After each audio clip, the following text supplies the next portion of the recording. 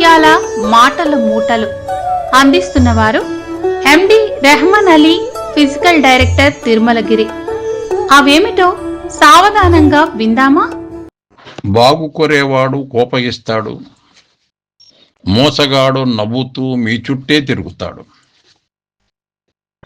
సూటిగా చెప్పేవాడికి శత్రువులు అవుతారు, మాయమాటలు చెప్పేవాడికి మిత్రులు అవుతారు. మనిషిని చూపించే అద్దం కన్నా మనసును చూపించే అద్దం ఉంటే ఎంతో బాగుండేది. అందరి నిజస్వరూపాలు బయటపడేవి. కన్నీరు తుడవాలంటే చెయ్యి ఉంటే సరిపోతుంది, కానీ ఆ కన్నీళ్ల మూలాలను తెలుసుకొని ఆపాలంటే మాత్రం మంచి మనసు ఉండాలి.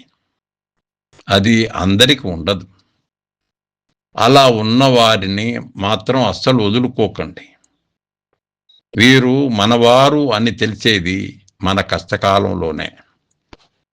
ఒక మంచి మిత్రుడు 100 సార్లు అలిగిన బతిమాలుకోవడం తప్పులేదు. దారం తెగి హారంలోని ముత్యం కింద పడితే పోతే పోని అని వదిలేయక దండలో తిరిగి కూర్చుతాం. అదేవిధంగా మంచి మిత్రుడు ముత్యం కన్నా ఎక్కువ. జీవితంలో ఒక నియమాన్ని అనుసరించు. సూటిగా మాట్లాడు, నిజమే మాట్లాడు, ఎదురుగా మాట్లాడు. అసలైన వ్యక్తులు నీతోనే ఉంటారు, నకిలీ వ్యక్తులు దూరంగా పోతారు.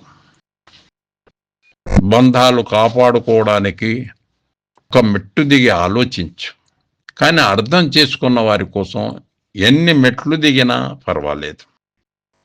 చదువుకుంటే జ్ఞానం విలువ, పని చేస్తే కష్టం విలువ, ప్రేమతో ఉంటే బంధం విలువ, ఇవన్నీ ఆచరిస్తే జీవితం విలువ తెలుస్తుంది.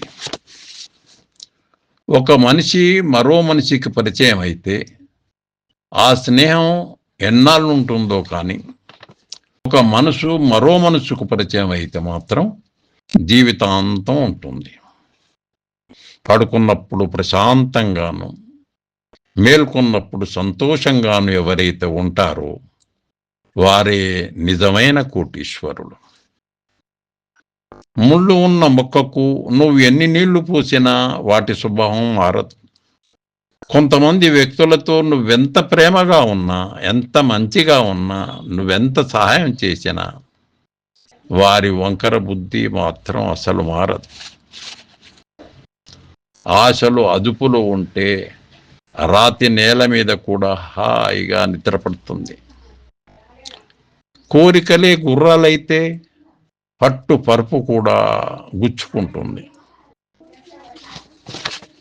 బంధం ఏదైనా నాది అనుకుంటే బాధ్యత అవుతుంది, నాకెందుకు అనుకుంటే బరువు అవుతుంది, నాది కాదు అనుకుంటే కనుమరుగు అవుతుంది.